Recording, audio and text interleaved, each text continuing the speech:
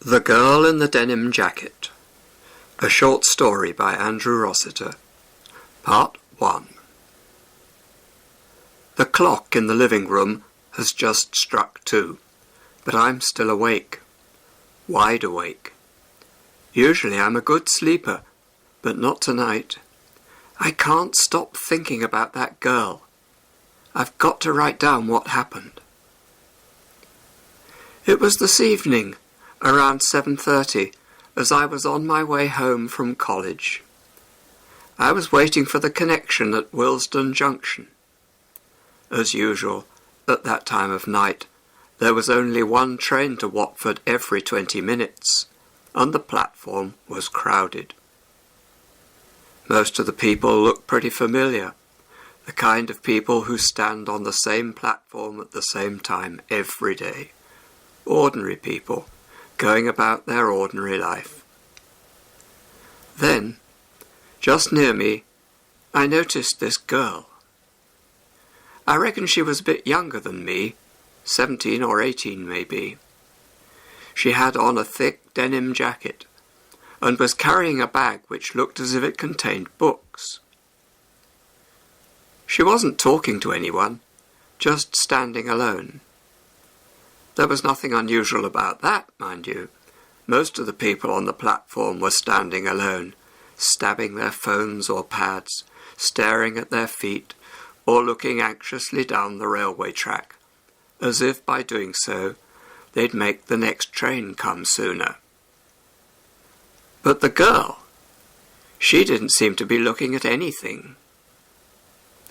She was pretty, I thought. Very pretty, in fact.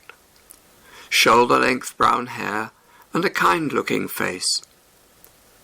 From where I was standing, and under the poor light of the station platform, I couldn't make out the colour of her eyes.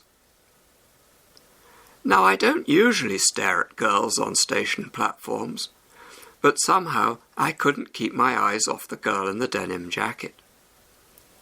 Perhaps she realised I was looking at her, for suddenly she turned in my direction and looked straight at me, straight in the eyes. Normally that would have been enough to make me turn away and look in the other direction, and pretend I hadn't been looking at her. But this time I couldn't turn away. There was something in the way she looked that stopped me turning. I imagined she'd look away from me, or even move further down the platform to avoid me. But she didn't.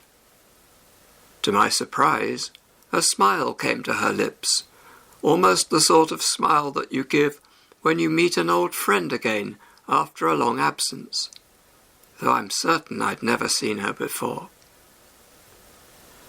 At that moment, there was a rumbling behind my back, and an underground train rolled into the station. The mass of people waiting on the platform surged forward to compete for standing room and something to hang on to in the already crowded train. Though the girl and I got into the same carriage, I lost sight of her in the crush inside. I was hedged in between two enormous fat businessmen who were talking their heads off about banks and investment. She was somewhere in front of me. However, from one station to the next, the carriage slowly emptied, and when we got past Wembley, there was almost room for everyone to sit down. She was still standing, though, about 20 feet from me, and looking in my direction. Between us, I noticed 2 empty seats. Tired of standing, I moved over and sat down in one of them. Hardly had I done so, however, than, to my surprise and secret pleasure, the girl moved up and sat down in the other. For some reason, I felt embarrassed. I managed to bring out a half-hearted "hello again," and smiled at her. As she smiled back at me, I could see that she was indeed very pretty. There was a shine in her soft dark eyes, but at the same time she looked worried, strangely worried. She put her bag on her knees and began to open it.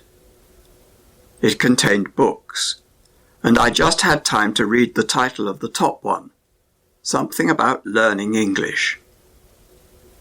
Maybe she was a foreign student, or an au pair girl, I thought. I wondered what country she was from. I couldn't bring myself to say anything to her, though, and she didn't say anything to me. As the train approached Harrow, most of the remaining people in the carriage got up to leave. The girl and I, however, stayed sitting in our seats. Why hadn't I begun to talk to her, I wondered. Maybe she too was going back to Watford. I decided I'd say something after the station. With a squeal of brakes, the train shuddered to a stop. The doors slid open, and most of the people got out, leaving the carriage almost empty. Just 5 people remained in their seats. 2 men, an old lady, me, and the girl in the denim jacket. I looked at the ceiling, waiting for the doors to shut. However, the train didn't move, and the doors didn't roll shut. That was strange. There wasn't usually any delay at Harrow. Why weren't we moving? The seconds seemed like minutes as I willed the train to start again. What was up? Finally, I decided to wait no longer. I wonder what's holding us up, I said in a matter-of-fact way. Yes, it is long, she answered in broken English. I continued more boldly. You're not local, are you? Where do you come from? At that moment, 2 men and a woman entered the carriage noisily and stood at the door looking round. There she is, shouted the woman. Come on. At that, the 3 of them moved swiftly over to where we were sitting, and the woman flashed a card under the girl's nose. Police, she said sharply. Come on now. Don't try and do anything silly. We've got you now. You better just come along with us quietly, said the man behind, who looked like an inspector. What? What do you mean? What is this? Said the girl, looking frightened and surprised. She grabbed my arm. What's up? I blurted out angrily. What's going on? Leave her alone. You just mind your own business, young man, said the inspector gruffly, or we'll be running you in too. They took the girl by the arms and began to march her towards the door. For a moment she struggled, and one arm came free. In the disturbance, a bracelet fell to the floor. No one paid any attention to it. They hustled her out of the carriage and onto the platform. I heard one of them shout, "Okay." I turned round to watch as they pulled the girl, struggling fiercely, towards the station exit. For an instant, she looked back at me. I could see she was crying. Then the doors shut and the train began to move. Station lights passed slowly in front of my eyes, then faster, then all was dark. As I sat there, trying to understand what had happened, my eyes fell on the bracelet. I bent down and picked it up. It was an identity bracelet. I turned it over to look at the name. There was no name. The end.